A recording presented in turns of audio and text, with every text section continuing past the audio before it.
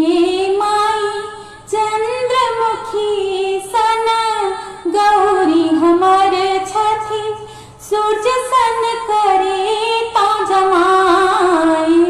गे माई चंद्रमुखी सन गौरी हमर छथि सूर्य सन करे तो जमाई। सूर्य सन करे तो जमाई गे माई सूर्य सन करे तो जमाई। गे माई चंद्रमुखी सन धिया हमर छथि सूर्य सन करे तो जमाई। नारद के हम कीरे बिगाड़लो जिन बढ़े आनल जमाई। गे माई नारद के हम कीरे बिगाड़लो जिन बढ़े आनल जमाई।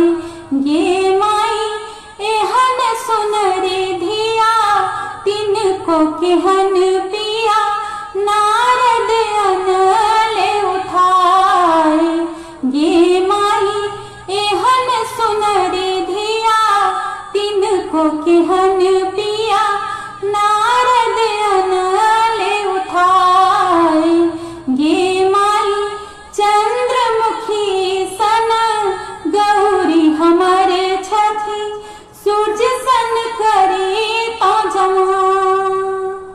परिछन चलली माय मनाइन बर देखि खसल जमाई। गे माई परिछन चलली माय मनाइन बर देखि खसल जमाई। गे माई हमन बियाहब एहो तपसी बर मोर धिया रहते कुमार। गे माई हमन बियाहब एहो तपसी बर मोर धिया रहते कुमार। गे माई चंद्रमुखी सन गौरी हमर छथि सूर्य सन करे तो जमाई।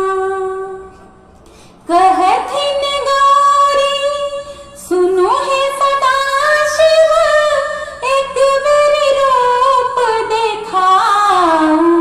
गे माई कहथिन गौरी सुनु हे सदा शिव एक बेरी रूप देखाओ।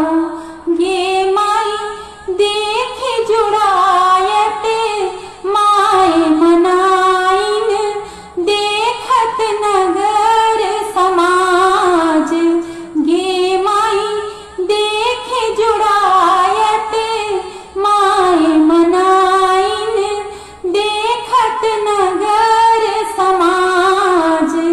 गे माई चंद्रमुखी सन गौरी हमर छथि सूर्य सन करे तो जमाई।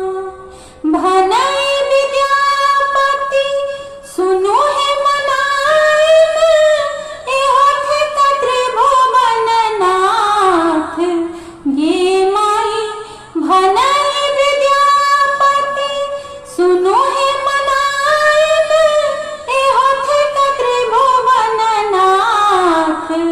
गे माई करम लिखल छल एहो तपसी बर लिखल मिटल नहीं जाए। गे माई करम लिखल छल एहो तपसी बर लिखल